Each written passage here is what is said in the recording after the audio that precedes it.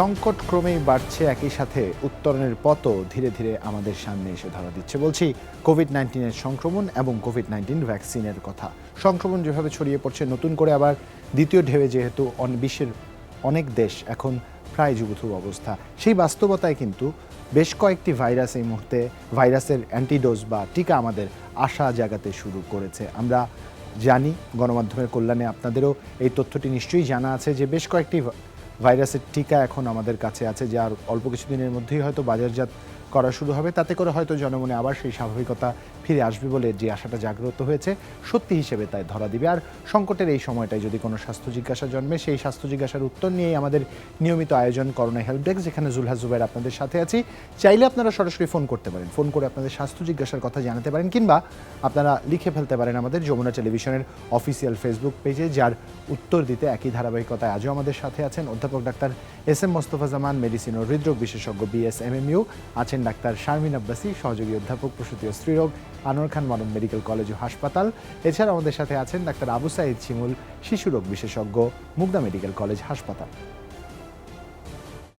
দেশে করোনায় আবারও বাড়ছে সংক্রমণ ও মৃত্যুর হার। গত 24 ঘন্টায় করোনায় মারা গেছেন আরও 32 জন, শনাক্ত হয়েছেন 2230 জন। স্বাস্থ্য অধিদপ্তরের বিজ্ঞপ্তিতে জানানো হয়, দেশে কোভিড-19 এ পর্যন্ত প্রাণহানি 6448 জনের। 24 ঘন্টায় নমুনা পরীক্ষা হয়েছে 15018টি। এ পর্যন্ত করোনা শনাক্ত হয়েছে 4,51,990 জন। গত 24 ঘন্টায় সুস্থ হয়েছেন 2266 জন। সব মিলিয়ে মোট সুস্থ এখন 3,66,877 জন। মৃত 32 জনের মধ্যে 25 জনই পুরুষ।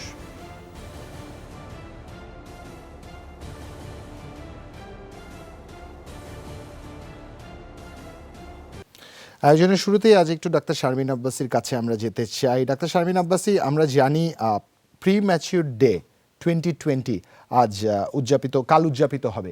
সেই হিসাবে আপনার কাছে যে জিজ্ঞাসাটা, করোনা সংকট এমনিতেই আমাদের সামনে আছে, একই সাথে গর্ভবতী মায়েরা যারা আছেন তারাও কিন্তু এই ঝুঁকিমুক্ত নন। এই প্রেক্ষাপটে এবার যখন এই দিবসটি আপনারা উদযাপন করবেন, বিশেষ করে কোন দিকগুলো গুরুত্ব আরোপ করছেন আপনারা? আপনি জানেন যে প্রতিদিনই কিন্তু আমরা তিনজনই এখানে সংকটগুলোর কথা যেমন বলি, সমাধানও দেওয়ার চেষ্টা করি। কোভিড এর এই শ্যাডোর সময় ইউনিসেফের ব্যাখ্যা অনুযায়ী কিন্তু 24 লক্ষ শিশু বাংলাদেশে জন্ম। এখন সেই শিশুগুলোর আসলে কি অবস্থা হবে, এবং এছাড়াও যারা নরমাল প্রেগন্যান্সির যে বিষয়গুলো থেকে যায়, সেই জায়গাতেও আসলে বাচ্চাগুলোর কি অবস্থা হবে। কারণ আমরা যে হিসেবটি দেখি সেটি কিন্তু হচ্ছে প্রতি 10 জনে একজন প্রিম্যাচিউর বাচ্চা ডেলিভারি করেন।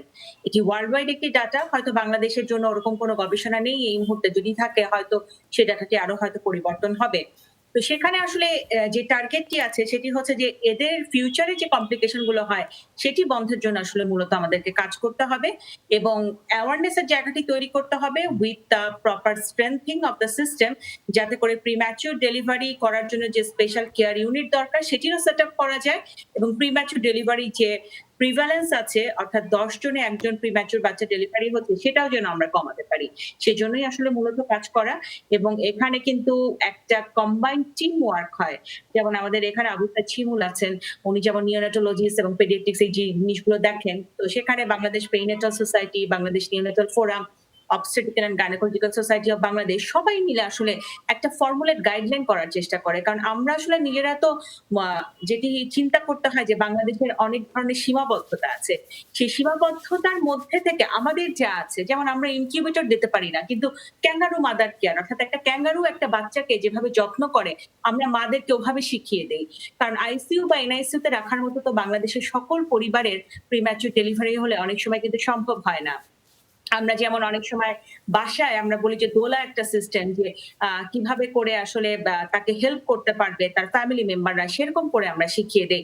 অর্থাৎ আমাদের যে রিসোর্স আছে সেই রিসোর্স নিয়ে আসলে কিভাবে করে আমরা মোকাবেলা করতে পারি এবং ফিউচারে প্রিভেনশন করতে পারি, ওই জায়গাটুকু ইন্সপায়ার। এটাই আসলে মূল টার্গেট। শুভকামনা আপনাদের জন্য। আগামী দিন নিশ্চয়ই আপনাদের বেশ কিছু আয়োজন থাকবে, সেই আয়োজনগুলোতে আমরাও চোখ রাখতে চাই, আমরাও আপডেটেড তথ্যগুলো জানতে চাই। একজন দর্শক আছেন আমাদের সাথে। দর্শক, আপনার নাম এবং বয়স বলে প্রশ্ন করুন। হ্যালো, নমস্কার। আমি প্রিয়ন্তী রাহা মাগুরা থেকে বলছিলাম। জি। আমার বয়স 15 বছর। আমি এর আগেও এখানে কল করেছিলাম কনস্টিপেশনের জন্য। জি। এখন আমি কয়েকদিন আগে ব্লাড টেস্ট করিয়েছিলাম, থাইরয়েড টেস্ট। তো T3, T4 আর TSH। তো রিসেন্ট TSH লেভেলটা আমার 6.60 আসছে। জি। তো এখন আমি কয়েকদিন আগে ডক্টর দেখিয়েছি, উনি আমাকে কয়েকটা ওষুধ দিয়েছেন, ওইগুলো কন্টিনিউ চলছে এগুলো, আপনি আপনি কিন্তু একটু একটু ধীরে, আপনি খুব অস্থির হয়ে যাচ্ছেন। Take a deep breath, relax হয়ে আমাদের প্রশ্ন করুন, কোনো তাড়া নেই, বলুন। এখন প্রবলেমটা হচ্ছে আমার কনস্টিপেশনটা বন্ধ হচ্ছে না। কনস্টিপেশন আর বন্ধ হচ্ছে না, ওষুধ কি দিয়েছে আপনাকে? ওষুধ দিয়েছে সার্জেল, সার্জেল। ডন এ, এই দুইটা 3 বেলা দিয়েছে গ্যাস্ট্রিকের জন্য জি 30 দিন। জি। আর থাইরয়েডের জন্য দিয়েছে থাইরক্স 25 মিলিগ্রাম। আচ্ছা, আপনি কনস্টিপেশন থেকে একটা পরিত্রাণ চান, তাই তো? আমরা হ্যাঁ, মানে ব্লাড যাচ্ছে, ব্লাড যাওয়া বন্ধ হচ্ছে না। ব্লাড যাওয়া বন্ধ হচ্ছে না। প্রফেসর মোস্তফা জামান। যে তার বয়স কত বলেছে? 15। 15 বছর বয়স। আসলে কি যে আমরা সবসময় বলছি যে মানুষ ব্যতীত কোনো মানে অন্য কোনো প্রাণীর কিন্তু কনস্টিপেশন হয় না, কোষ্ঠকাঠিন্য হয় না। শুধু মানুষেরই হচ্ছে। আমরা কয়েকটি কারণে বলতে পারি। একটি যাদের খাদ্যাভ্যাসে যদি আমরা বলি শাকসবজি, কাঁচা ফলমূল বেশি রাখে, তাহলে কিন্তু আমরা বলি যে তার কোষ্ঠকাঠিন্য হবার সম্ভাবনা খুবই কম। সঙ্গে যদি আমরা বেশি করে পানি পান করে এবং এক্সারসাইজ করে, তাহলে আমরা আরো বলব যে তার কনস্টিপেশন হওয়ার কথা না। তবে যদি কোনো পরিপাকতন্ত্রে বা আমরা বলব যে মলদ্বারে কোনো সমস্যা থাকে, সার্জিক্যাল কোনো প্রবলেম থাকে, সেটি ভিন্ন কথা। তার জন্য আমরা বলব সার্জিক্যাল একটি আপনার ওপিনিয়ন নেবার জন্য একজন সার্জারি চিকিৎসক দেখানোর জন্য তারা হয়তো অনেক সময় আমরা বলি বেডসাইড কিছু পরীক্ষা করতে পারে। অনেক সময় কলোনোস্কোপি করেও কিন্তু তারা বুঝতে পারে যে আসলে সেই মলদ্বারে কোনো সমস্যা আছে কিনা। যদি সেদিকে কোনো সমস্যা না থাকে, তাহলে বলব তারা আমরা যে ১ম দিকে ৩ টি কারণ বললাম, যে একটি খাদ্যাভ্যাস, একটি হলো এক্সারসাইজ, একটি বেশি করে পানি পান করা। তাহলে কিন্তু তার কনস্টিপেশন হবে না। এবং বিশেষ করে আঁশযুক্ত খাবারের কথা আমরা সবসময় বলছি। তাকে বলব যে প্রত্যেক বেলায় ২ চামচ ইসবগুলের ভুসি খাবেন। পানিতে মিশিয়ে সঙ্গে, সঙ্গে এটা আগের রাতে ভিজিয়ে খাবেন না, অনেকে আগের রাতে ভিজিয়ে খায়। এটি তাকে ৩ বেলায় উপকার দিবে। আর অ্যাভোলাক্স সিরাপ আমরা বলব যদি তবে এত কম বয়সে কনস্টিপেশন আমরা কিন্তু খুবই কম পাই। আমরা বলব যে এটি কিন্তু আমাদের জন্য আসলে বলব যে আমরা বেশি বয়সে পাই অথবা যারা বিছানায় যারা বেড রিডেন পেশেন্ট পায় তাদের জন্য। কিন্তু এই বয়সে কনস্টিপেশন আমরা বলব যে এটা আনইউজুয়াল খুবই। আমরা তাকে কোনো পরীক্ষার আগে বলব যে আমাদের যে রুটিন যে খাদ্যাভ্যাস বা অন্যান্য যে পরিশ্রম করা, পানি বেশি পান করে এগুলোকে আগে বেশি আমরা এনকারেজ করব। না হলে পরীক্ষা করে। আমরা এই বয়সে কিন্তু পরীক্ষার কথা আগে বলি না বাচ্চাদের জন্য। তবে একজন শিশু বিশেষজ্ঞ দেখাতে পারেন অথবা সার্জিক্যাল একটু অপিনিয়ন নিতে পারেন। তারপরে পরবর্তী পরীক্ষা অথবা অন্য কিছু। ডাক্তার আবু সাইদ শিমুল আপনি কি কোনো কিছু এর সাথে যুক্ত করবেন কিনা? জি, একটা আসলে বলতে চাচ্ছি, আমি জানি না আমাদের ইয়াদের ক্ষেত্রে আমরা 6.5 যেটা প্রেগন্যান্সিতে ওনারা খুব আসলে বাচ্চার কথা চিন্তা করে একটু এগ্রেসিভ থাকেন বা লেভেলে রাখতে চান। আমি জাস্ট আপনার কাছ থেকে জিজ্ঞেস করতে যাচ্ছি যে অনেক সময় যেটা হয়ে থাকে যে যেটা থাইরয়েডের যে ওষুধ দেয়া হয় হাইপোথাইরয়েডিজমের জন্য, সেই ডোজ বেশি হয়ে গেলে কিন্তু কনস্টিপেশন হয়। সুতরাং আপনাকে কখন দিয়েছে সেইগুলো একটু মেইনটেইন করে আবার তার ফলো আপে যাওয়া। এখন সেই ডোজটা বেশি হয়ে যাচ্ছে কিনা সেটাও দেয়। এটা কিন্তু আমরা প্রায় পাই। এই ওষুধটা একটু ডোজ বেশি হয়ে গেলে তখন কিন্তু কনস্টিপেশন নিয়ে আসে। সেটা একটু আপনার যদি অধ্যাপক মোস্তফা জামান তো খুবই সুন্দরভাবে বলেছে। সেই নিয়মগুলো হচ্ছে ১ম, সেগুলো আপনি মানবেন। সেই সাথে একটু ফলো আপে গিয়ে আপনার এবং লেভেলটা পরীক্ষা করে ডোজটা অ্যাডজাস্ট করা যায় কিনা সেটা একটু আসলে আপনাকে দেখতে হবে। ধন্যবাদ ডাক্তার আবু সাইদ শিমুল। একে ধন্যবাদ প্রফেসর মোস্তফা জামান। আরেকজন দর্শক আছেন আমাদের সাথে। দর্শক আপনার নাম এবং বয়স বলে প্রশ্ন করুন। জি, হ্যালো, আসসালামু আলাইকুম। ওয়ালাইকুম আসসালাম। জি, আমি মাইশা ঢাকা থেকে বলছি। আমার বয়স 32। 32। দয়া করে টেলিভিশনের ভলিউমটি কমিয়ে দিতে হবে। জি, জি, আমার বয়স 32। আমার সেকেন্ড প্রেগন্যান্সি, আমি 16 উইকসে প্রেগন্যান্ট। জি জি, আমার ওই কালকে থেকে একটু পেটে ব্যথা হচ্ছে, পেটটা এখন শক্ত হয়ে আছে। আচ্ছা আর নাভির সাইডেও একটু চিনচিন করে ব্যথা হচ্ছে। আচ্ছা। পেটটা খুব ফুলে আছে আর শক্ত হয়ে আছে। শক্ত হয়ে আছে, ফুলে আছে। আচ্ছা, আমাদের আরো কিছু তথ্য দিয়ে সহায়তা করবেন। এটা যেহেতু আপনার দ্বিতীয় প্রেগন্যান্সি, আপনার কি ব্লাড সুগারের সমস্যা আছে কিনা? না, ব্লাড সুগারটা এখনো টেস্ট করিনি। আচ্ছা, আর কি, থাইরয়েডের টেস্ট করা আছে? জি, জি, থাইরয়েডের করছিলাম। ওটা কি নরমাল আছে? নরমাল রেঞ্জে জি, আছে? নরমাল আছে। আচ্ছা, ধন্যবাদ। ডাক্তার শারমিন আব্বাসী। জুবাইর, এখানে কি খাবারের সাথে ওনার কোনো সম্পর্ক আছে কিনা জানতে চাই, যে খেলে পেটটা বেশি ফুলে যায় বা ব্যথা করে বা ফাঁপা লাগে এরকম মনে হয় কিনা? লাইনে কি আছেন উনি? জি, উনি লাইনে আছেন। মনে হয় নাই। দুঃখিত, সংযোগ আপনি কি বিচ্ছিন্ন শুনতে হয়ে গেছে। সংযোগটি বিচ্ছিন্ন হয়ে গেছে। এখানে আসলে অনেকগুলো বিষয় বোঝার আছে। একটি হচ্ছে যে এটার সাথে সম্পর্ক অন্য বিষয়গুলোর কেমন। তার মধ্যে ইম্পোর্টেন্ট যেটি সেটি হচ্ছে খাওয়ার পরে পেটটা ফোলা, ফোলা লাগে কিনা, ফাঁপা লাগে কিনা, ব্যথা করে কিনা, ১ম কথা। দ্বিতীয় কথা কনস্টিপেশন আছে কিনা, কোষ্ঠকাঠিন্য। কোষ্ঠকাঠিন্য থেকে কিন্তু এই ধরনের ব্যথা আমাদের প্রেগন্যান্ট উইমেনদের হয় এবং প্রেগন্যান্সিতে কিন্তু অন্য সময়ের থেকে কোষ্ঠকাঠিন্যের সমস্যাটি একটু বেশি। এই কারণেই বেশি যে এখানে একটা হরমোনাল কিছু চেঞ্জ হয় বডিতে, সেটার একটা ইফেক্ট আছে কোষ্ঠকাঠিন্যের জন্য। সেটি যদি থাকে তাহলে কিন্তু দেখতে হবে যে সেটির সমাধান লাগবে। আরেকটা হচ্ছে urine infection is very common এবং যে সময় উনি প্রেগন্যান্সির সময়টি পার করছেন এই সময় ইউরিন ইনফেকশন একটু বেশি হয় অন্য সময়ের থেকে। অর্থাৎ তেমন কিছু আছে কিনা, অর্থাৎ বারবার ইউরিন পাস করা অথবা ইউরিন পাস করার সময় ব্যথা হওয়া, সেই বিষয়গুলো। এখন আমরা কি কি করতে পারি সমাধানের জন্য? এই মুহূর্তে ব্যথা কমাতে চাই, ট্যাবলেট অ্যালজিন আপনি যদি 2 করে 3 বেলা 5 দিন খান খুব ভালো কাজ করবে। তার সাথে আপনি প্যান্টোনিক্সটা খেতে পারেন 40 মিলিগ্রাম 2 বেলা করে খাবারের আগে। আর তারপরে যদি ব্যথাটা থাকে গ্যাভিস্কন সিরাপ আপনি নিতে পারেন। একটা পেটের আল্ট্রাসাউন্ড করুন আপনি, প্রেগন্যান্সি প্রোফাইল যেটাকে আমরা বলি, ইউরিন রুটিন এন্ড কালচারটা করেন এবং তারপরে দেখেন আপনার কন্ডিশনটা কি হয়। যদি দেখেন ব্যথা ভালো হয়ে গেছে আলহামদুলিল্লাহ, কিন্তু তারপরে যদি ব্যথা ভালো না হয় তাহলে বাড়ির কাছে আপনি একজন গাইনোকোলজিস্টকে দেখান যিনি হয়তো এই সমস্যাটির সমাধান দিতে পারবেন। তবে এখানে rest is one of the very important thing.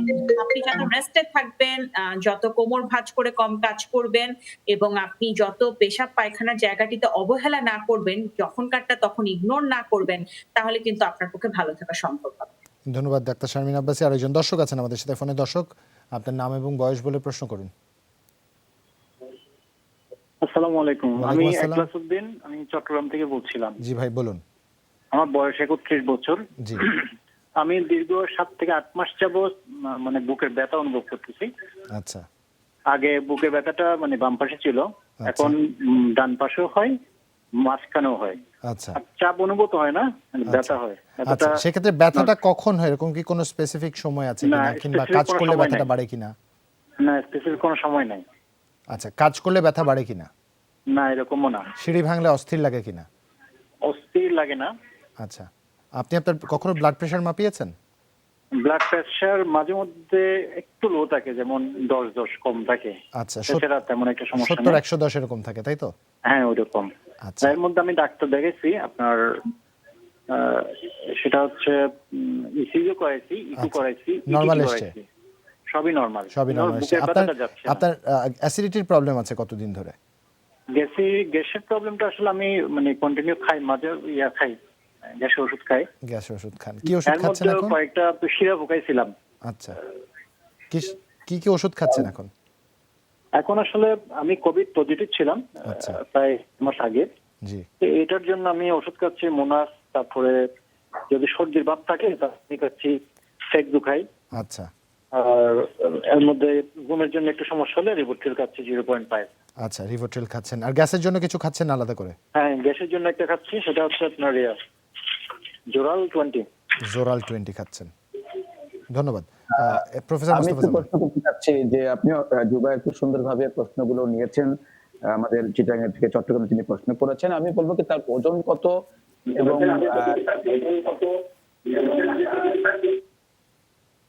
Hello, আমার ওজনটা হচ্ছে এখন 73 এরকম হবে। 73। পাসপোর্ট আরেকটি বিষয় যে আপনি 6 উচ্চতা। একটু ঝুঁকে কাজ করলে কোনো সমস্যা হয় না, বা কয় বালিশে ঘুমান আপনি, উঁচু বালিশে শোয়ান কিনা? আমার বালিশ হচ্ছে মিনিমাম এটা বালিশ, উপরেরটা নরম থাকে তুলার বালিশ, শিমুল তুলার বালিশ, নিচে আরেকটা পাতলা বালিশ দিই। আমার ঘাড়ে একটু ব্যথা আছে, ঘাড়ের একটু প্রবলেম আছে। ওই কারণেই আসলে জিজ্ঞাসা করলাম। আপনার সমস্যাটি আমাদের কাছে মনে হচ্ছে যে কার্ডিয়াক সমস্যা হবার সম্ভাবনা কম। আপনার সার্ভাইকাল স্পন্ডাইলিটিস, যেটি ঘাড়ের সমস্যা থেকে বুকে ব্যথা আসে, এটি একটি প্রধান কারণ হতে পারে। যেই কারণে আমরা বলছি যে জিজ্ঞাসা করলাম যে ঝুঁকে কাজ করলে সমস্যা হয় কিনা, অথবা আপনাকে জিজ্ঞাসা করেছে কয় বালিশে ঘুমান, অর্থাৎ বালিশ একটু উঁচু শুলে ঘুমালে কিন্তু অনেক সময় এই সমস্যা হতে পারে। এবং সেক্ষেত্রে অনেক সময় বুকে আমাদের হার্টের রোগীদের যেরকম সমস্যা হয়, অনেক রোগীরাই আমাদের কাছে আসে। এমন আজকেও আমাদের চেম্বারে এসেছিল যে ঠিক একই কারণে আমাদের এই ধরনের সমস্যা। আমরা ইটিটি করে দেখেছি যে তার নরমাল আসছে। ইটিটি করে যদি নরমাল পাই তাহলে আমরা বলতে পারি নিশ্চিন্তে যে তার হার্টের দিকের কোনো বড় কোনো সমস্যা নাই। তবে যদি আপনি ইটিটি করতে পারেন, একটা আপনার জন্য বলবো সেটা ইমার্জেন্সি নয়। আমাদের দৃঢ় বিশ্বাস আপনার এটি হার্টের সমস্যা হবে না। তবে আপনি যদি নিশ্চিত হতে চান, আপনার উদ্বেগ উৎকণ্ঠা দূর করতে চান, তাহলে যে কোনো একটি সুইটেবল টাইমে একটি ট্রেডমিল টেস্ট বা ইটিটি করতে পারেন। আমাদের বিশ্বাস সেটি নরমাল থাকবে। আর আপাতত আপনার যেহেতু ঠান্ডার সাথে একটু সম্পর্ক আছে, সমস্যা আছে, একটু মোনাস খাচ্ছেন এবং কোভিড পজিটিভ হয়েছিল, সেজন্য আপনি বলেছিলেন যে ওষুধগুলো খাচ্ছেন, এগুলো খেতে থাকবেন। ট্যাবলেট প্যারাসিটামল মানে যেটা আমরা বলছি, এটি 3 বেলা 3টি খাবেন আপাতত, এবং একটু হাঁটাহাঁটি করবেন। আর ঘাড়ের কিছু এক্সারসাইজ আমরা সবসময় দিই, আমাদের বিশ্বাস আপনি সেগুলো করছেন। তারপরেও যদি আপনি না করে থাকেন, না জেনে থাকেন, আমি আবার একটি দেখাচ্ছি, আপাতত 3টি এক্সারসাইজ করবেন। একটি দেওয়ালে একটু চাপ দিয়ে আমরা বলি যে ঘাড়ের এইখানকার মাংসপেশিকে একটু সবল করতে পারেন, যতটা ধাক্কা দিতে পারেন দেওয়ালটাকে হাত সোজা করে তত ভালো। আরেকটি হলো যে হাত পিছনে রেখে আমরা বলি যে পিছনের দিকে এভাবে রাখার জন্য ঘাড় এরকম করে কিছু ব্যায়াম আছে, হাত পিছনের দিকে রেখে আপনি এই ব্যায়ামগুলো করতে পারেন। এই 3টি ব্যায়াম আপাতত করবেন, আর নিচু বালিশে শুবেন। আর একটি বিষয়, ওজন কমাতে পারলে আরেকটু ভালো হয়। আপাতত আপনি যে অন্যান্য ওষুধগুলো খাচ্ছেন সবই খাবেন, সঙ্গে যে ব্যায়ামগুলো দেখালাম এগুলো করতে থাকেন। আমার দৃঢ় বিশ্বাস আপনি ভালো হয়ে যাবেন। তবে হার্টের আপনি যে ভয় পাচ্ছেন সেটি হওয়ার সম্ভাবনা কম, আর নিশ্চিত হতে গেলে একটি ট্রেডমিল টেস্ট করে নেবেন। ধন্যবাদ আপনাকে প্রফেসর মোস্তফা জামান। আলমামুন লিখেছেন তার মেয়ের জন্য, যার বয়স 10 বছর। 3 বছর বয়স থেকে ওর শ্বাসকষ্ট শুরু হয়, হালকা ঠান্ডা ও ধুলাবালু লাগলে ওর সর্দি ও শ্বাসকষ্ট শুরু হয়। এখন পর্যন্ত মন্ট্রিল ও টোফেন ট্যাবলেট খাচ্ছে। প্রশ্ন হলো এটার পার্মানেন্ট কোনো সলিউশন আছে কিনা, ফাইনাল চিকিৎসা আছে কিনা জানতে চেয়েছেন। একই সাথে আরেকজন দর্শক আছেন, আমরা প্রশ্নটা নিতে চাই। দর্শক, আপনার নাম এবং বয়স বলে প্রশ্ন করুন। আসসালামু আলাইকুম ওয়ালাইকুম আসসালাম। ভাই, আমি লিয়াকত পল্লবী থেকে বলছিলাম। গতকাল প্রশ্ন করছিলাম ভাই, জি ভাই, ওই যে বলুন। মেয়েটার বয়স হলো 13, ওজন বেশি হয়ে যাচ্ছে। ওজন বেশি হয়ে যাচ্ছে, জি ওই যে রিপোর্ট নিয়ে বসছি ভাই। জি বলেন। রিপোর্ট কালকে মনে হয় রিপোর্ট করা বলতে বলছিলেন। জি রিপোর্টের জি বলুন, একটু রিপোর্ট বলবো? জি। আচ্ছা, বলতেছে। সালাম খান। আসসালামু আলাইকুম। ওয়ালাইকুম আসসালাম। জি, hormone report serum prolactin 12.7, 12.7, serum TSH TSH 3.66, 3.66, serum FSH serum SSH 8.4, 8.4, serum LH serum LH 15.2। 15.2। এবং এখানে ওয়েট কত লেখা আছে রিপোর্টটার উপরে? এজ 13। ওয়েট লেখা আছে কোনো? জি জি, আচ্ছা আচ্ছা, উঠেছে, বলো বলো। জি ওয়েট লেখা আছে কোনো রিপোর্টটা যে করা হয়েছে? ওজন লেখা আছে ওখানে আপনার? না, আচ্ছা, আপনি শেষবার যখন ওজন করেছিলেন ওজনটা কত ছিল? 109 কেজি না 109 পাউন্ড? জি 109 কেজি। 109 কেজি, বুঝতে পেরেছি, ধন্যবাদ। গতকাল আমাদের ফোন দিয়েছিল আপনার বাবা, আজ আপনারা তথ্যগুলো পেলাম, হয়তো আপনাকে সহায়তা করতে সুবিধা হবে। এখানে যারা আছেন আমাদের অভিজ্ঞ ডাক্তাররা, কারো যদি আরো কিছু জানবার থাকে। ওর কি মেনস্ট্রুয়েশন এস্টাবলিশ হয়েছে? মেনস্ট্রুয়েশন মাসিক হয় বা মাসিক হ্যালো, ইরেগুলারিটি আছে? হ্যালো। জি, লিয়াকত সাহেব আপনার মেয়েকে দিবেন। জি জি, হ্যালো, জি মাঝে মাঝে বাবু, সমস্যা। তোমার কি মিনিস্ট্রেশন হয়েছে? বাবু, তোমার কি মাসে মাসে মিনিস্ট্রেশন হয়? মেয়েদের যেটি হয় মাসিক, এটি কি হয়েছে, শুরু হয়েছে? জি মাঝে মাঝে একটু সমস্যা হয়। বন্ধ থাকে বাবু? হচ্ছে কি, গত 2-3 মাস ধরে একটু প্রবলেম হচ্ছে। আচ্ছা, ঠিক আছে, ওকে। ডাক্তার আবু সাইদ শিমুল এবং ডাক্তার শারমিন আব্বাসী, আপনাদের দুজনের কাছ থেকে আমরা উত্তরগুলো নিব বিরতি থেকে ফিরে এসে। তখন দর্শক, আয়োজনের এই পর্যায়ে আমাদের প্রথম বিরতি নিচ্ছি, ফিরছি এক্ষুনি, সাথেই থাকুন।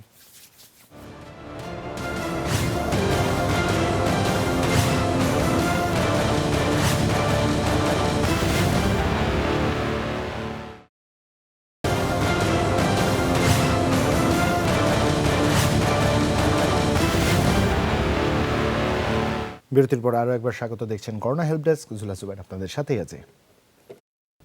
বিরতিতে যাবার আগে দুটো প্রশ্ন ছিল। আলমামুন প্রশ্ন করেছিলেন তার মেয়ের জন্য, যার বয়স 10, এবং লিয়াকত সাহেব আজ আমাদের ফলো আপ ফোন দিয়েছিলেন। আমরা দুটো প্রশ্নের উত্তর নিতে চাই। প্রথমে ডাক্তার আবু সাইদ শিমুলের কাছে যাচ্ছি।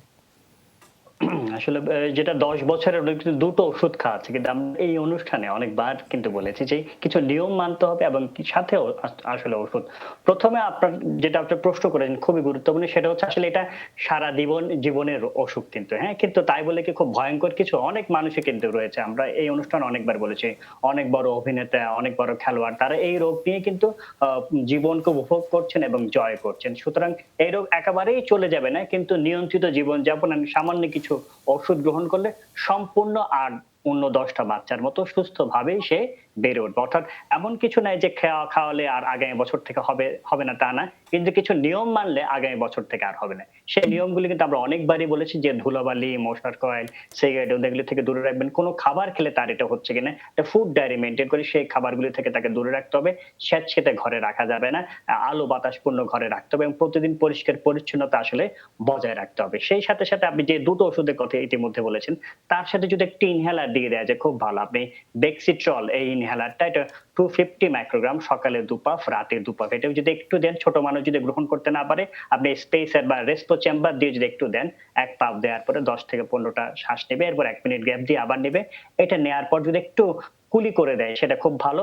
আর যখন খুব বেশি একুইট হয়ে যায় তখন অ্যাজমাসল এই ইনহেলারটা যদি দেয়, যেটা বললেন যে বেক্সিটন ইনহেলারটা এই পুরো শীত ফেব্রুয়ারি মাস পর্যন্ত যদি নেয় দেখবেন যে এই জিনিসটা অনেক কমে গেছে। আর নিয়মগুলি আসলে মানতে হবে। আমি বলব যে এই নিয়মগুলি এবং ওষুধ যদি আপনি গ্রহণ করেন, আমি নিশ্চিতভাবে বলতে পারি যে আপনার বাচ্চা সম্পূর্ণ সুস্থ থাকবে।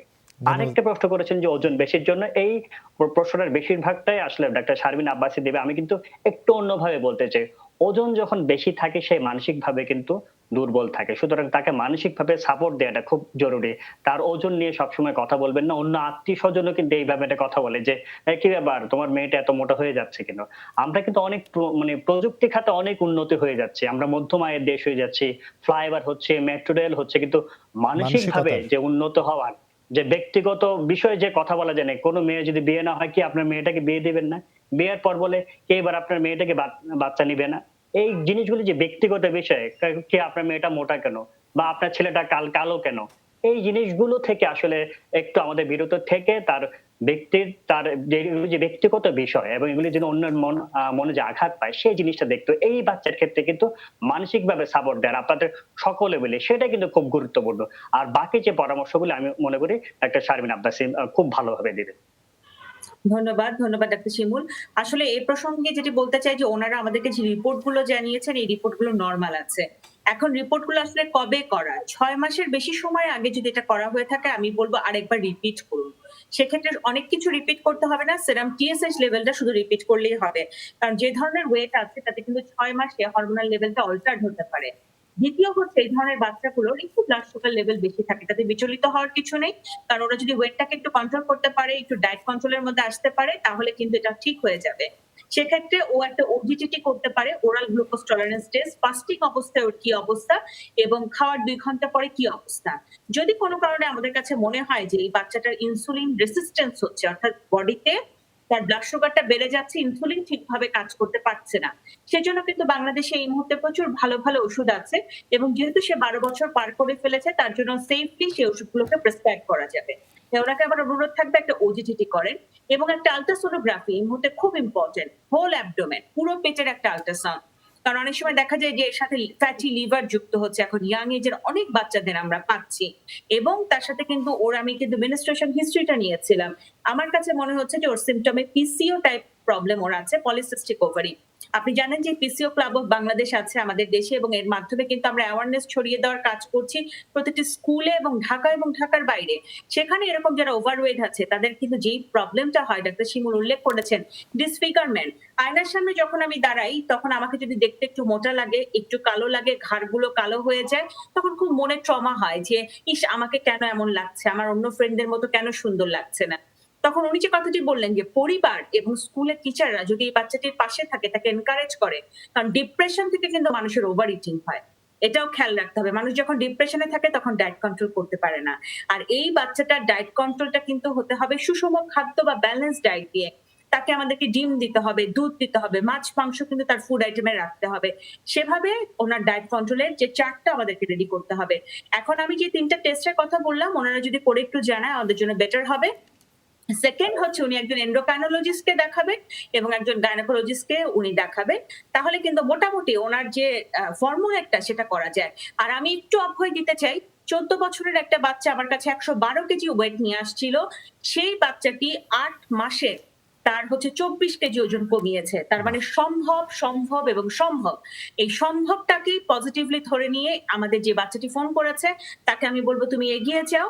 ইনশাআল্লাহ আমরা আশা করছি যে তোমার কোনো সমস্যা হবে না। অধ্যাপক মোস্তফা একটু যুক্ত জুবাইর, আমি করবেন, ওনাকে একটু একটু যুক্ত অনুরোধ করি। করছি। আসলে ডাক্তার আবু সাইদ শিমুল এবং শামীম আব্বাসী যে কথাগুলো বলেছেন, আমি একটু এই টিনেজদের জন্য সিক্রেট যেটা আসলে মূল বিষয়টি, প্রথম কথা হলো যে তার ডায়াগনোসিস আমাদের কনফার্ম করতে হবে। শরীরে যদি কোনো রোগ না থাকে তাহলে একরকম, যদি রোগ থাকে যেটা আমরা বলি এন্ডোক্রাইন কিছু টেস্ট আমরা করলাম, বেশিরভাগ রিপোর্ট তার নরমাল হয়েছে, আমরা বলবো একটু রিপিট করতে আরেকটি ভালো কোনো ল্যাবরেটরি থেকে যে আসলে রিপোর্ট গুলো ঠিক আছে কিনা। যদি দেখে রিপোর্ট ভালো তাহলে ভালো, আমরা তাহলে বলবো যে শরীরে কোনো রোগ নেই। আমাদের ক্যালোরি যেটা আমরা বলি, যা আমরা প্রতিদিনের যে ওয়েট লস বললে করতে গেলে ক্যালোরি ইনটেক আমাদের যতটা বার্ন আউট করতে হবে ইনটেকের তুলনায় বেশি বার্ন করতে হবে, অর্থাৎ এক্সারসাইজ করতে হবে। অনেকেই বড়রা আমাদের জিজ্ঞেস করে থাকেন যে অ্যাপেল সিডার খেলে ওজন কমানো যায় কিনা, তোকমা খেলে, মেথি খেলে, গ্রিন টি খেলে। আসলে এগুলোতে আসলে বড় কোনো ভূমিকা নেই। ভূমিকা আছে আমাদের ফাইবার বেশি খেতে হবে, যেটা বলছিলাম, যেটা কথা ডক্টর শামিল বলছিলেন। আরেকটু হলো এক্সারসাইজ করতে হবে। মূল বিষয় কিন্তু এটি, আমরা ক্যালোরি ইনটেকের চেয়ে বার্ন করতে হবে, অর্থাৎ এক্সারসাইজ করতে হবে, তাহলেই কিন্তু মূল রহস্য। আরেকটি বিষয় ডক্টর আবু সাইদ শিমুল বলছিলেন, এই বাচ্চাটা মানসিকভাবে যাতে তাকে তার অভিভাবক তাকে একটা স্পেস দিতে হবে, তাকে যদি মানসিকভাবে আমরা ডিপ্রেশনে না ভুগে সেই জন্য তাকে স্পেস দিতে হবে যে এটি কোনো সমস্যা নয়, যেটি শারমিন আব্বাসী বলছিলেন, তাকে উৎসাহ দিতে হবে যে এটি সম্ভব, অবশ্যই সম্ভব। এই আত্মবিশ্বাস যদি তার মধ্যে ঢুকে দেওয়া যায়, আমাদের দেখবেন অনেকেরই কিন্তু আগে এরকম ছিল, পরবর্তীতে আপনিও জানেন যে এটি কিন্তু সম্ভব। এই যে সম্ভব, যে এই আত্মবিশ্বাস তার ভিতরে যদি দিতে পারি, তাহলে আমি বলবো শুধু এই বাচ্চার জন্য না, বাংলাদেশে আরো অনেক অনেক বাচ্চা যারা এরকম আছেন সবার পক্ষে ওজন কমানো সম্ভব এবং বড়দের জন্য সম্ভব। নিশ্চয়ই, আমিও এর একটা বিশাল বড় এক্সাম্পল। যাই হোক, সেই কথা না হয় আরেকদিন আমরা শেয়ার করবো। একজন দর্শক আছেন আমাদের সাথে ফোনে, আমরা ফোনটি নিতে চাই। দর্শক, আপনার নাম এবং বয়স বলে প্রশ্ন করুন। মোহাম্মদ আনোয়ার পারভেজ, ফরিদপুর, বয়স 39 বছর। জি বলুন। আমার যে ফেব্রুয়ারি 18 তারিখে ট্রপিন-9 পজিটিভ আসছিল হঠাৎ আচ্ছা করে। আচ্ছা তারপর থেকে আমি যে সিসিইউতে ভর্তি ছিলাম, তা 5 দিনে 10টা ইনজেকশন দিয়েছিল ক্লেভেন 60। জি। নেওয়ার পরে থেকে এই যে হার্টের ওষুধ খাচ্ছি। আচ্ছা, তারপরে কি কি ওষুধ খাচ্ছেন এখন? এখন দুপুরে প্লাডেক্স এ খাই, রাত্রে রোকোভাস 10, আচ্ছা। আর হচ্ছে মেটাকার্ড এমআর, খাচ্ছেন। আর আচ্ছা। সকালে মেটাকার্ড এমআর খাই। আচ্ছা, এখন কি দুই সমস্যা বেলা হচ্ছে? গ্যাস্ট্রিকের ওষুধ খাই আর কি, ডিনালিক্স 30। জুবাইর, ওনার কোন পরীক্ষার রিপোর্টটি পজিটিভ আসছিল একটু বলবেন? কি ট্রপোনিন নাকি? ট্রপোনিন। জি স্যার ট্রোপোনিন 2.388 আসছিল।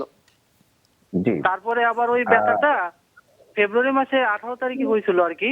তারপরে আমি ভর্তি ছিলাম সিসিইউতে, 5টা ইনজেকশন, 5 দিনে 10টা ইনজেকশন দিছিল ক্লেভেন 60 দেওয়ার পরে। তারপর আবার মার্চ মাসে আবার একটু ব্যথা হয়েছিল, পরে আবার পরীক্ষা করছিলাম, ওটা আবার নেগেটিভ আসছিল। তারপরে আপনার আবার ইকো কত ছিল? ইকোতে কি আসলে ইকোকার্ডিওগ্রাফিতে ইকো স্যার এই যে 14/9/2020 লাস্ট করছি স্যার। আচ্ছা, হ্যাঁ, কি রিপোর্ট কি গুড ছিল? LV systolic function LV 65% sir. 65%। 65%। আর কিছু নন টেলিভিশন এমআই লিখেছিল, নন টেলিভিশন এমআই, তাই তো? জি স্যার, ECG তার এই যে ইটিটিটা পজিটিভ আসছে স্যার। ইটিটি পজিটিভ আসছে। আপনার কি ডায়াবেটিস আছে? জি না। আচ্ছা, আপনি কত ইটিটিতে কত সময় হেঁটেছিলেন, কয় মিনিট হেঁটেছিলেন, হাঁটতে পারছিলেন? স্যার এই যে আমি 6 মিনিট 22 সেকেন্ড হাঁটছিলাম, তা আমি আবার যে মনিটরের দিকে তাকাইছিলাম, প্রেসারটা একটু বাড়ছিল দেখে, আমি তো জানি না যে ওটা করলে প্রেসার বাড়ে, ভয়তে আমি বলছিলাম যে একটু বন্ধ করে দেন। আমার দুই সাইডে কোনো চাপ দেয়নি আর কি। বুকে কোনো চাপ হয় না, তাই তো? জি। আপনার ডায়াবেটিস নাই, তাই না বললেন তো? জি না, ডায়াবেটিস নাই। আপনার ওজন কত? স্যার ওজনটা আমি 60 কেজি ছিলাম স্যার।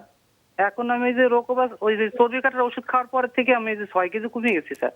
আচ্ছা, 54 কেজি স্যার। 54। আমি আপনাকে ধন্যবাদ জানাচ্ছি। আপনার যে বিষয়টি আসলে রিপোর্ট গুলো এরকম একটি, প্রথম কথা হলো যে ট্রপোনিন আই এটি রক্তে স্বাভাবিক মানে অবস্থা থাকে না।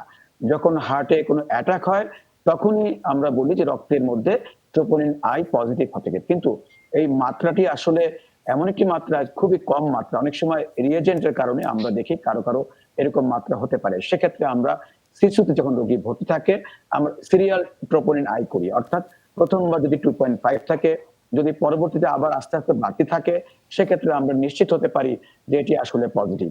আবার অনেক সময় দেখা যায় পেশেন্ট লেট প্রেজেন্টেশন, অর্থাৎ একটু দেরিতে আসে, তখন হয়তো ট্রোপোনিন একটু কম থাকে। যাই হোক, আপনার যেহেতু বুকে একটি ব্যথা ছিল, আপনি হাসপাতালে ভর্তি ছিলেন সিসিউতে এবং troponin I positive. Troponin I positive হলে আমরা এটিকে চিহ্নিত করি যে হার্ট অ্যাটাক হয়েছে। কিন্তু আপনার কিন্তু আবার পরবর্তীতে যে ইটিটি করেছেন সেটি পজিটিভ লিখেছে, সেটিও কিন্তু আরেকটি কারণ যে হার্টের একটি ধরনের সমস্যা থাকলে এটি পজিটিভ হয়।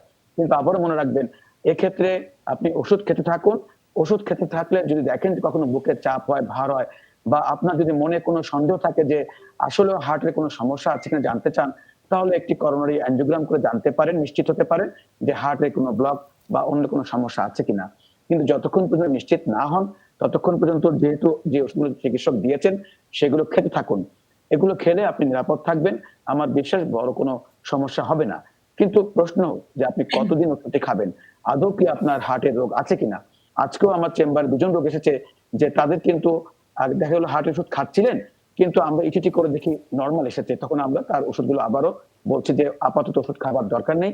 যেহেতু আপনার ডায়াবেটিস নেই, এটি কিন্তু একটা ভালো লক্ষণ। আমি আপনার প্রতি অনুরোধ যে আপনি আপাতত ওষুধগুলো খেতে থাকুন। কিছুদিন পরে আবার একটি ট্রেডমিল টেস্ট করবেন, ইটিটি করবেন। যদি দেখেন যে না আপনার ইটিটি নেগেটিভ থাকে, তাহলে আমরা ধরে নেব যে আপনি ভালো আছেন, ভয়ের কোনো কারণ নাই। আর যদি ইটিটি পজিটিভ থাকে, তাহলে আপনাকে বলবো একটি করোনারি অ্যাঞ্জিওগ্রাম করে নিশ্চিত হতে হবে। সেই পর্যন্ত আপাতত এই ওষুধগুলো খেতে থাকুন। এগুলো নিরাপদ ওষুধ, খেলে কোনো অসুবিধা নেই। ধন্যবাদ। আপনি যে চিকিৎসককে দেখাচ্ছেন সেই চিকিৎসকের সাথে আপনি ফলো আপ করবেন। ধন্যবাদ প্রফেসর মোস্তফা জামান। এর সাথে আমরা একটা বিরতিতে যাচ্ছি, ফিরছি আর একটু সময় বাদে, সাথেই থাকুন।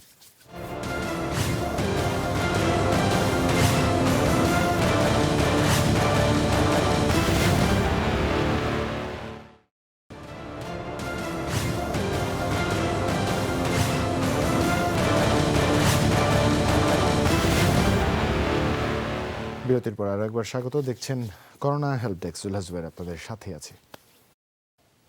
আমরা প্রথমে সরাসরি আগে একটু ডাক্তার আবু সাইদ শিমুলের কাছে যেতে চাই।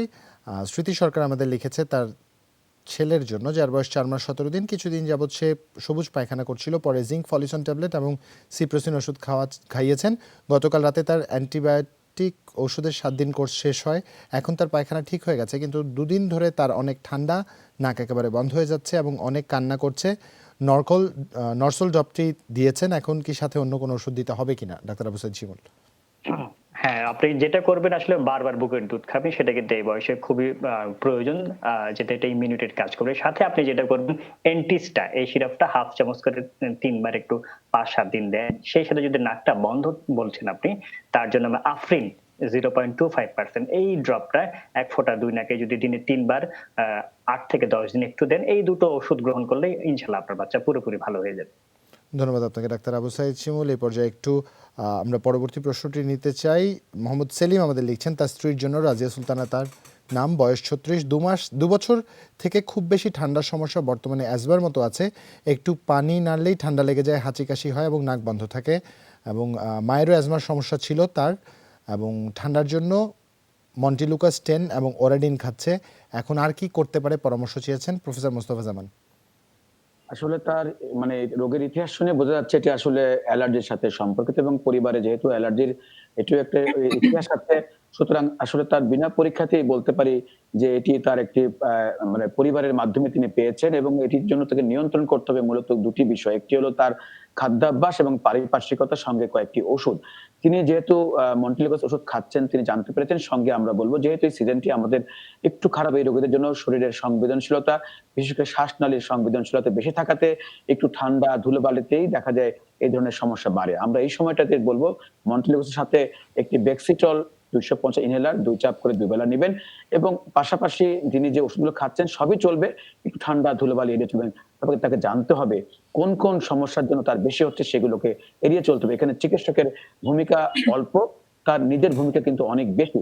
চিকিৎসক তাকে পথ দেখাতে পারে, কিন্তু ভালো থাকার জন্য তার নিজের বুদ্ধিমত্তাকে তাকে, আমি বলবো তার নিজের যে বিশ্বাস সেটাকে বাড়াতে হবে। সঙ্গে তাকে বুদ্ধি দিয়ে দেখতে হবে তার কোন সমস্যা, এটা কি ঠান্ডার জন্য বেশি হচ্ছে নাকি ধুলোবালির জন্য, তার কি বিছানার যে ধুলোবালি তার জন্য হচ্ছে নাকি বাইরের ধুলোবালি, এবং কোনো খাদ্যের সাথে সম্পর্ক আছে কিনা সেজন্য ফুড ডায়েরি মেনটেন করতে হবে। এই বিষয়গুলোতে যদি খেয়াল করতে পারেন এবং যে ওষুধগুলো তাকে আমরা বলছি সেটি গ্রহণ করবেন। তবে যদি তার খুব বেশি সমস্যা হয় আমরা স্বল্প মাত্রার ট্যাবলেট প্রিকর্ডিল 5 মিলিগ্রাম প্রতি রাতে একটি করে আগামী 5 থেকে 7 দিন খেতে পারেন, সঙ্গে একটি গ্যাস্ট্রিক ওষুধ খাবেন। এগুলো থেকে ভালো হলে শুধু মন্টেলুকাস আর ইনহেলার ব্যবহার করবেন। এই শীতটি কিন্তু তার এই সমস্যা চলবে ওষুধগুলো। শীত যাবার পরে আবারও বলছি আমরা হয়তো একটি মন্টেলুকাসটি সম্ভব, অথবা কোনো ওষুধ ছাড়াও তিনি ভালো থাকতে পারেন। ধন্যবাদ আপনাকে।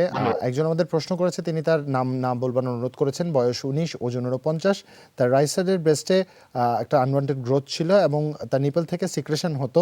আনওয়ান্টেড বডি হেয়ারও দেখা দিয়েছে এবং মাঝে মাঝে ভার ভার লাগে এমন হয়, এবং একই সাইডে লেফট সাইডের ব্রেস্ট বড় হয়ে গিয়েছিল হঠাৎ করে। আলট্রা করিয়েছেন, report normal. Pathology report ESR 23, serum prolactin 20.3, এবং তার আগেও তিনি আমাদের লিখেছেন এবং এই TSH এক্সাম করতে বলেছিলাম আমরা তাকে। ইক্যাপ 400 প্রাইমভার জেল ক্যাপসুল দিয়েছিলেন, এর আগে আমরা তাকে দেয়া হয়েছিল। TSH এর মাত্রা এখন তার 1.03, 16 দিন ধরে ওষুধ খাচ্ছেন কিন্তু কোনো চেঞ্জ নেই, পরামর্শ চেয়েছেন ডাক্তার শারমিন আব্বাসী। আপনি কি চেঞ্জ চাচ্ছেন? কারণ ultrasound normal, prolactin level normal, সবকিছু নরমাল। এখন নরমালের মধ্যে কি পরিবর্তন আসবে সেটি আসলে একটু বোঝার বিষয় আছে। আমি বলবো যে সাক্ষাতে আসলে ওনার চিকিৎসাটি দেওয়ার হয়তো প্রয়োজন আছে। আপনি একজন এন্ডোক্রাইনোলজিস্ট বা গাইনোকোলজিস্টকে দেখিয়ে নেন, কারণ সকল রিপোর্ট নরমাল। তারপরে যদি আপনার মিল্ক সিক্রেশনটা থাকে, আমাকে দেখতে হবে আপনার ইমোশনাল কোনো প্রবলেম আছে কিনা, রাতে ঘুম হয় না কিনা, কিংবা আপনি অন্য কোনো ওষুধ খাচ্ছেন কিনা যেটা হয়তো এরকম মিল্ক সিক্রেশন ঘটায়। অতএব সবকিছু দেখে বিবেচনা করে আসলে মিল্ক সিক্রেশন বন্ধের ওষুধটি আমাদেরকে দিতে হবে। এক্ষেত্রে আমার কাছে মনে হয়েছে একজন চিকিৎসকের কাছে যেতে হবে। অসংখ্য ধন্যবাদ ডাক্তার শারমিন আব্বাসী। আপনাকে একই সাথে ধন্যবাদ ডাক্তার আবু সাইদ শিমুল, প্রফেসর মোস্তফা জামান, আপনাদের তিনজনকেই। দর্শকদের কাছ থেকে প্রচুর ফিডব্যাক পেয়েছি আমরা, প্রচুর SMS আমাদের এই লাইভ ফিডের নিচে এসে জমা হয়েছে, যেখানে দর্শকরা কৃতজ্ঞতা জানিয়েছেন ধারাবাহিকভাবে ঠিক এভাবে স্বাস্থ্যসেবা দিয়ে যাওয়ার জন্য। আগামী দিনেও তারা আমাদের কাছ থেকে এমনটাই প্রত্যাশা করেন, এমনও লিখেছেন। দর্শক, আপনাদের প্রতি একটাই আহ্বান, আস্থা রাখবেন, বিচলিত হবেন না, নিজে নিজে কোনো ওষুধ কিনে খাওয়া শুরু করে দিবেন না, দয়া করে অভিজ্ঞ পরামর্শ অপেক্ষা করুন। সে পর্যন্ত সবাই ভালো থাকবেন। আজকে এখানে বিদায় নিচ্ছি, শুভরাত্রি।